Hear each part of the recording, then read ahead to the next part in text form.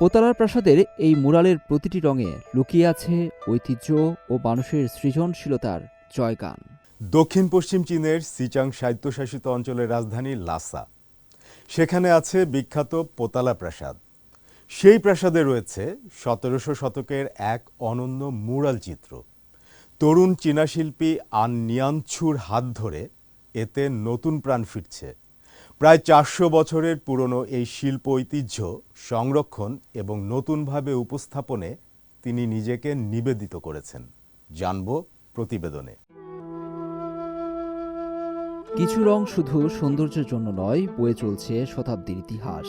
তেমনি এক অনন্ত শিল্পভুবনের সন্ধানে ৮ বছর আগে দক্ষিণ পশ্চিম চীনের শিচিয়াংয়ে থিতু হন শিল্পী আন নিয়ানছু।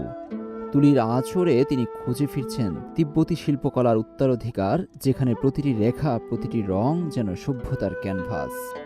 পোতালা প্রাসাদের গ্রেট ইস্ট হল, যেখানে দেয়াল জুড়ে ইতিহাস। ১৬৪৮ সালে শুরু হয় এই মহাকাব্যিক মুরাল নির্মাণ। তিব্বতের নানা প্রান্ত থেকে সমবেত হন তৎকালীন শ্রেষ্ঠ শিল্পীরা।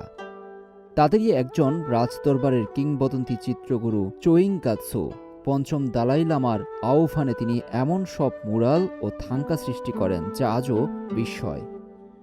এরই মধ্যে কেটে গেছে ৪ শতাব্দী, কিন্তু চোয়িং গাৎসোর তুলির স্পর্শ এখনও অমলিন। মিয়ানথাং, ছিনচে ও কার্মা গাদ্রি শিল্পধারার সঙ্গে তিনি মধ্য সমভূমির জলরং ভিত্তিক কালিচিত্র এবং নীল সবুজ প্রাকৃতিক দৃশ্যচিত্রের নন্দন রীতিকে এক সূত্রে গেঁথেছিলেন চোয়াং। সেই সৃজনশীল সংমিশ্রণ থেকেই জন্ম নেয় মিয়ানসা।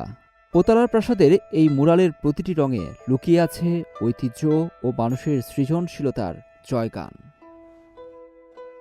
লুৎফর কবির, সিএমজি বাংলা।